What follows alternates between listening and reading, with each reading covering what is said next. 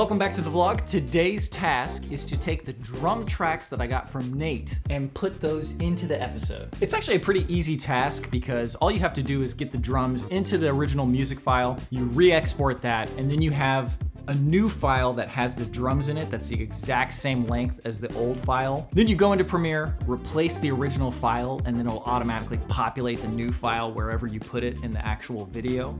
But this is always a very fun day. I am incredibly fortunate that I am good friends with somebody who is a professional studio drummer in Los Angeles, and he will add professional drums to our episodes. So all I have to do is put in some crappy scratch drums. I tell him what I want, and then he sends me back these files, and every time I open them, I cannot wait to hear what he's done. He always does exactly what I'm looking for, plus more. I don't know if he watches these videos, but man, I am just so thankful for what an amazing job he does every time. Okay, let's get these in here. Where are we?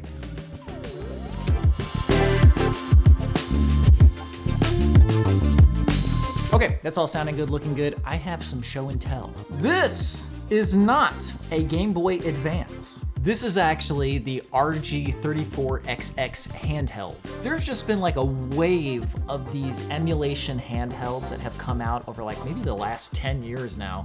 The first one was like the Dingu Mini or something like that. I don't know, but these companies have kept releasing new ones. You get your Retroid Pockets, you get your AYN and Thors, you get your like 100 different Ambernic devices. Of course, you've got the Analog Pocket, which is slightly different because this is hardware emulation.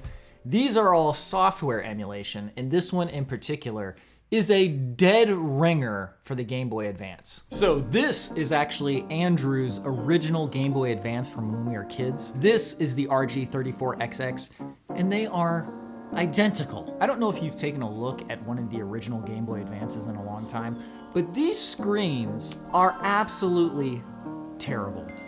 How are you supposed to see that? Look, I've got a video light right here. I've got it shining like directly on it, and you can still barely see the screen. Dude, that is like, how did anybody accept this? In comparison, take a look at this beauty. That is just beautiful.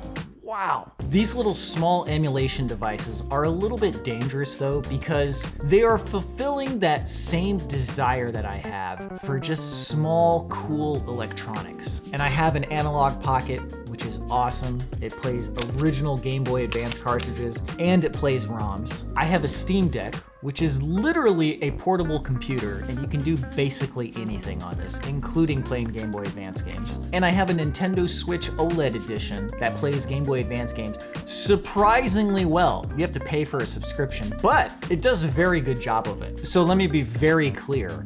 I do not need this thing. And outside of the Analog Pocket, this is the first small emulation handheld that I've bought because I knew it was a very slippery slope to just be like, oh, I could use this one for this one for that one for this. I think part of the fun of these emulation handhelds is collecting them. But I wanted to be very careful about falling into that slope because I know me, and I know if I got really into it, I'd start like getting all of them. This one in particular though, I just couldn't resist. As I said, this is Andrew's childhood Game Boy Advance. I don't know what happened to mine, but I had this exact same colorway, the Glacier Game Boy Advance, and I just missed that thing so much. I love transparent plastic, let me tell you.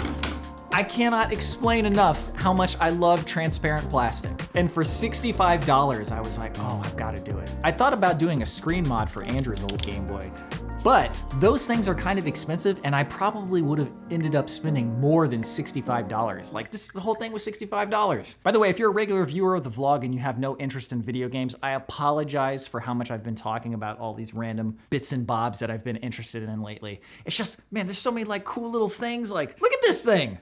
And actually, that GameCube mod video that I did the other day, I expected that would get a lot of views based on the title and thumbnail I thought of. And also I made it really concise, but it's doing even better than I thought it would. Which is very nice because I made it specifically because I thought this would be something valuable to people. I don't think this is an underappreciated thing. I think people realize this. But when you're making something, you gotta make something that's valuable to people in one way or another. And it's very nice when you think that you've given something of value and that's reflected in like view counts, for instance. That doesn't always happen. And Thankfully, it happened with this one. But anyway, to that end, I showed a little bit of it in a vlog a few weeks ago, but I did basically the same thing for my Dreamcast. It's not quite as cheap of a solution. It's more like 50 bucks.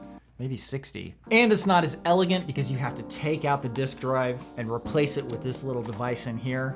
But I think if you own a Dreamcast, it's a great mod. And I think a lot of people would be interested in a video like that GameCube one, only for the Dreamcast. So I will be making a full video on that. One more piece of show and tell. This is a Summer Cart 64. It's a cartridge you can put into your Nintendo 64 and use a little SD card, put all of your games on here. And then you can put like the entire Nintendo 64 library onto a single cartridge if you wanted to. It's essentially what we did for the Dreamcast, for the GameCube. Only on these cartridge-based systems, you use a flash cart instead of a mod. This one also was not as cheap as I would have liked. This was like $50. So that GameCube mod, man, that was so cheap and elegant. Really nice. I think I'll be doing a video on this one as well. Lately, the thing I've really been into is just taking original hardware, finding a way to put all of your games onto an SD card, and then just having like a really elegant, tight, nice solution for everything all in one. No swapping discs, no putting in old cartridges. You can just leave those on the shelf.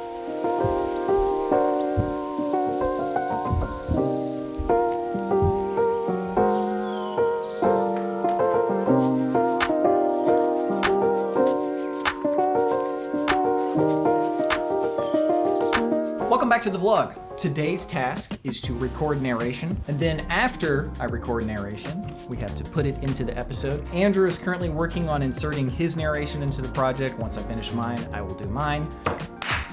The other day I talked about how I hook my keyboard up to this little audio interface and it sends the signal to my computer. I do the same thing with the narration microphone. There's two little plugs right here for the mic. If you do any sort of audio recording in general, you want an audio interface because it gives you a couple mics, it gives you MIDI capabilities. It can send audio to your speakers and to your computer. In any case, let's get started.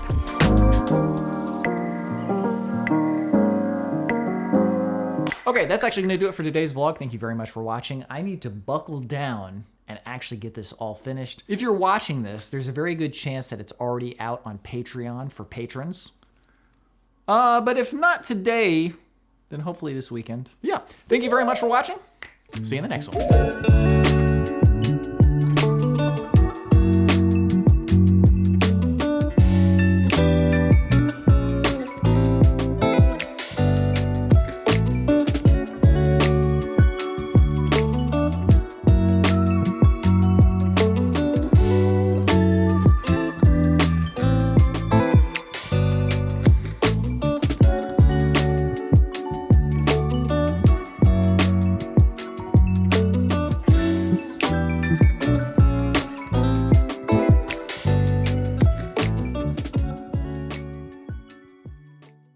Bobs and boobabs.